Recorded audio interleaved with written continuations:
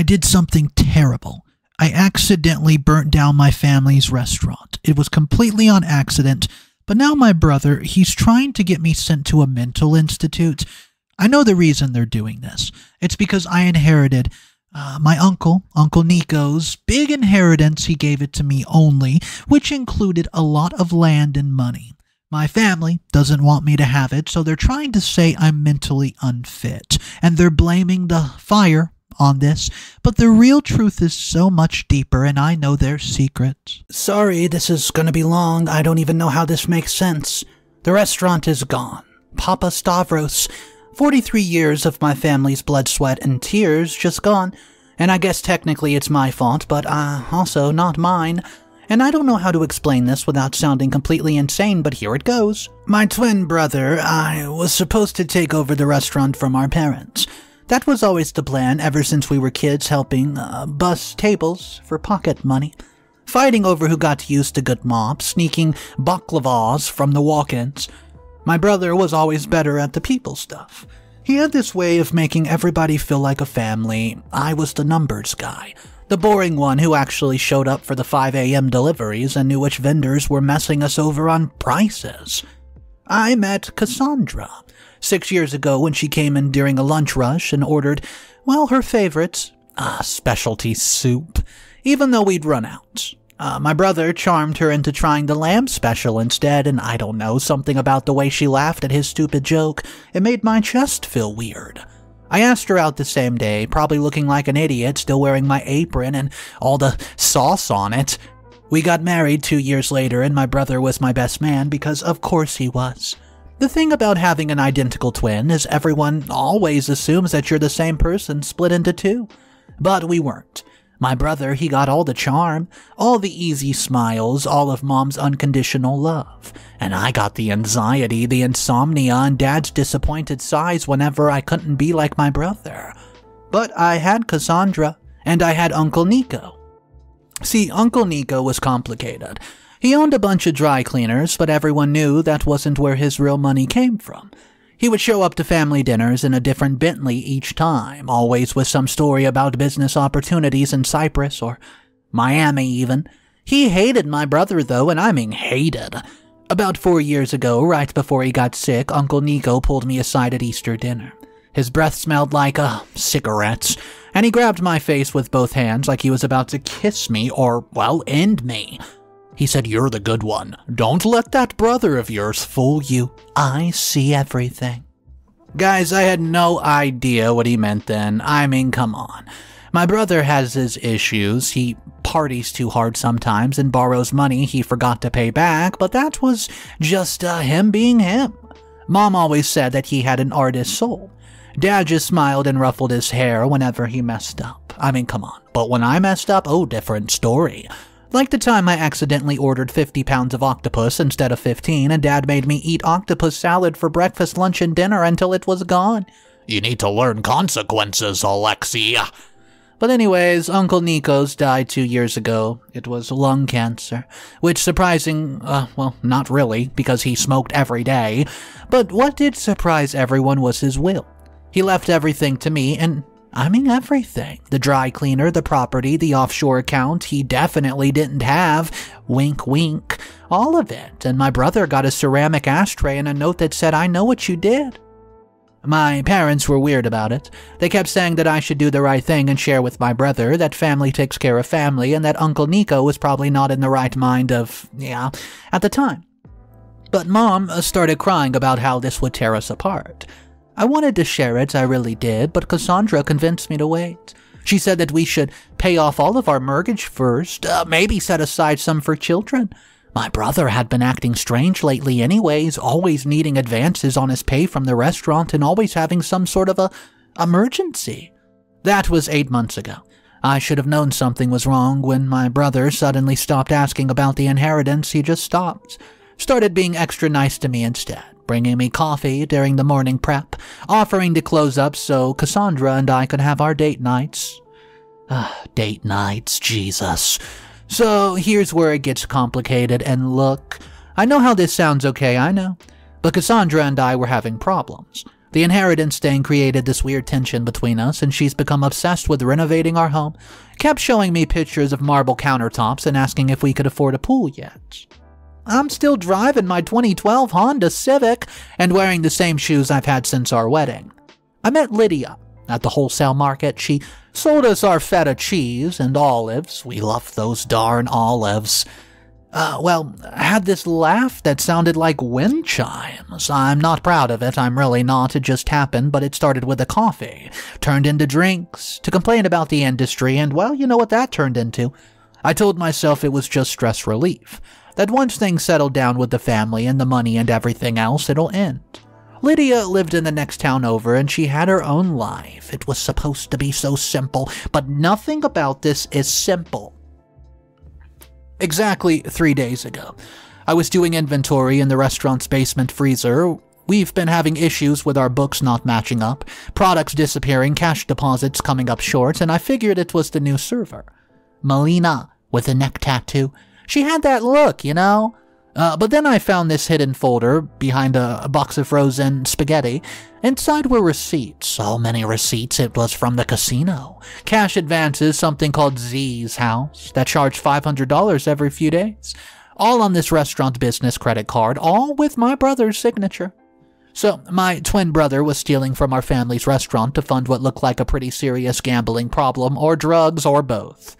I sat on the freezer floor for like 20 minutes, just staring at those papers while my butt went numb from the cold.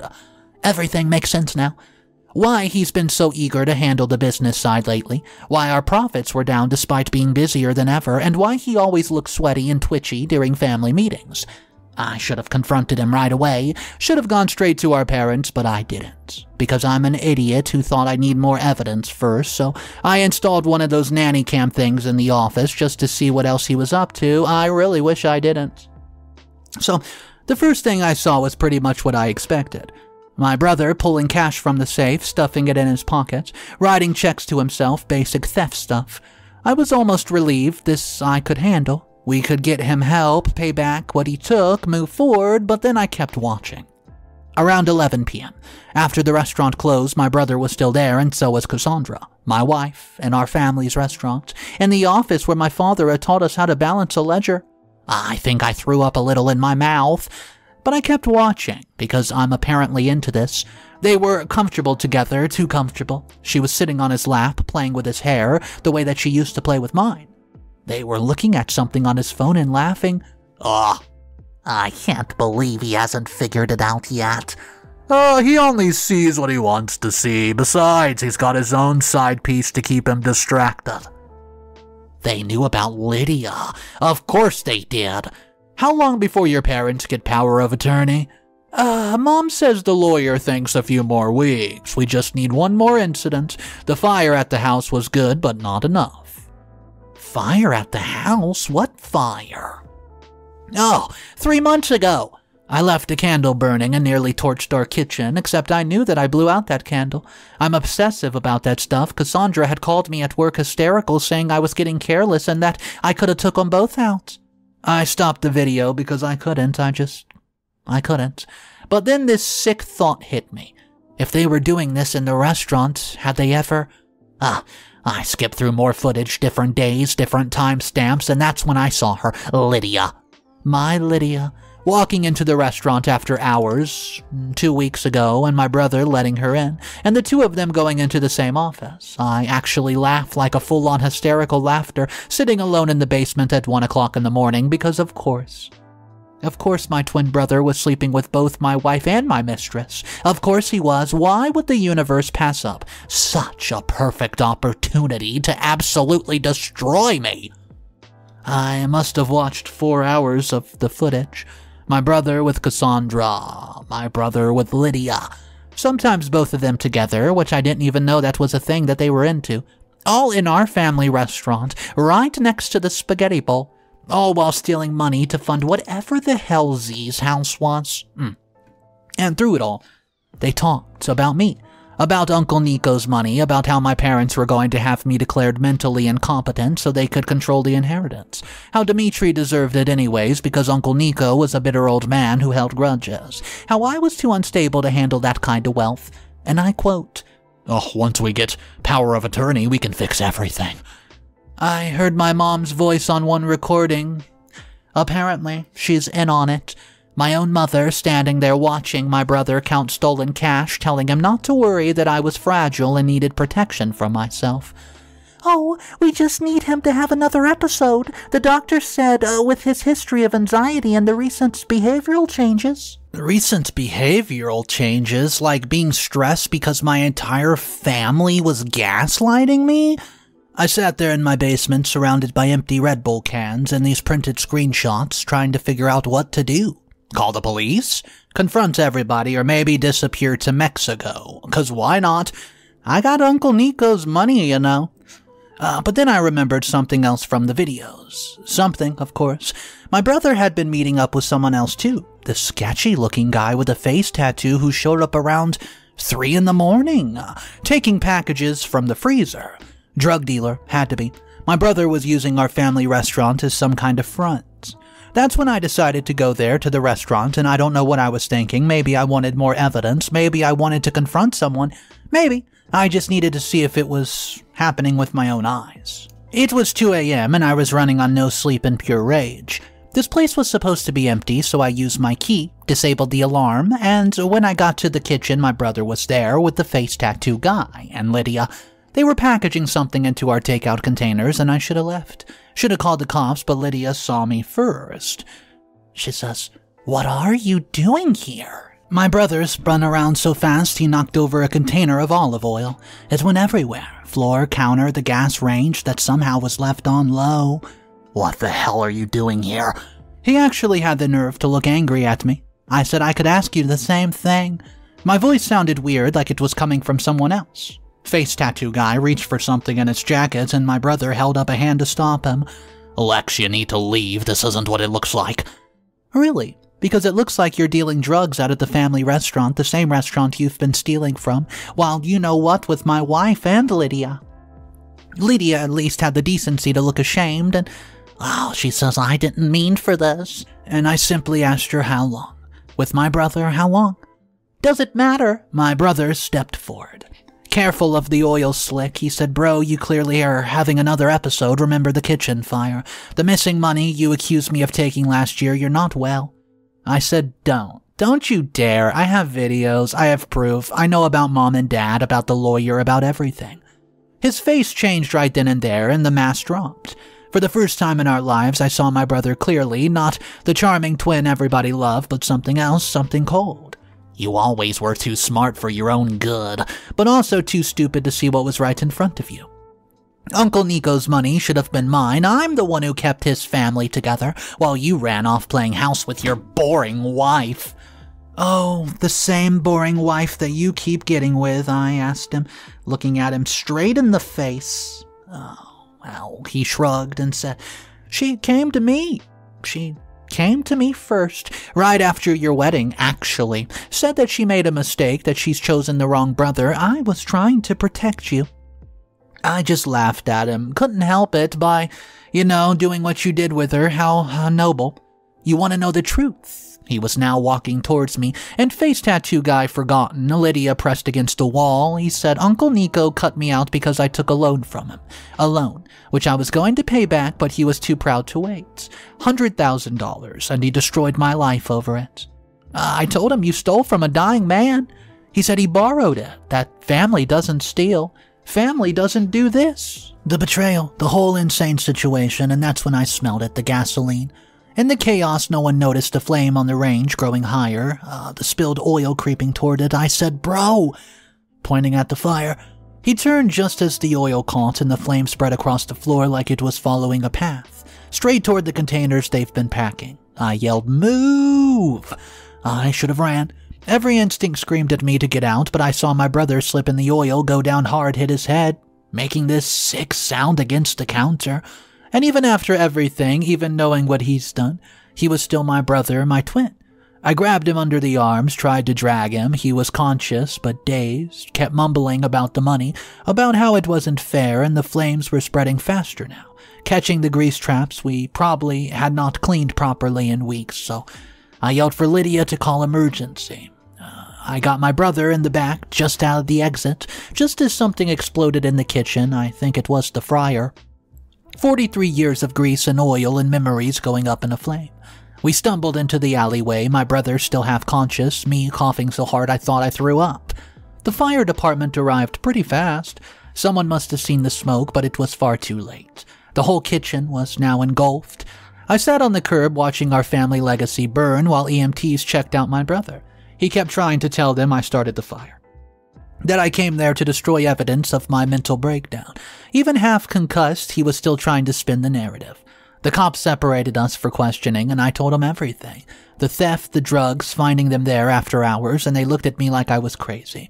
Especially when my brother's version included me threatening him, talking about voices in my head and claiming everyone was against me. Classic paranoia, huh? I heard him tell a detective, "My brother's been struggling for months, we've been trying to get him help." By the time my parents showed up, the story was already set. Poor, unstable, me had snapped. Broken into the restaurant, confronted his brother who was just there doing late-night inventory, and in the struggle a fire started. Gosh, Dimitri had been there to make sure I got out alive. My mother would not even look at me. How could you? How could you destroy everything we built? I tried to show the cops the video on my phone, but when I opened it, they were corrupted. Every single one, just digital garbage. My brother must have known about the camera and must have had someone get into my phone. Of course he did. The restaurant's gone, completely destroyed. 43 years of my family's history reduced to ash and twisted metal. The insurance investigator is always asking questions about the accelerant, the late-night presence, the convenient timing, right when our profits were down. My parents are talking about pressing charges against me, their son who tried to save their other son from a fire. My brother's always spinning some story about how I've been threatening to burn the place down for insurance money. Cassandra is playing the terrified wife, telling anyone who will listen about my erratic behavior and the kitchen fire that almost took us all out. And Lydia, she just vanished. Her apartment's empty, her phone's disconnected like she never even existed at all. I'm sitting here in the parking lot of my local racetrack, watching drunk people stumble in for late-night taquitos, and I keep thinking about Uncle Nico, about the note that he left my brother, "I know what you did." But see, here's the thing. Everyone knows what everyone did. My brother knows I know about the stealing and the affairs, and I know my parents were planning to have me committed. They know that I have Uncle Nico's money somewhere they can't touch it, and we all knew everything and we're all pretending we don't. The restaurant's gone, but the papers are already calling it a family tragedy. Tomorrow there will be a GoFundMe. My brother, the hero who saved his unstable brother from the flames. The good son trying to hold the family together.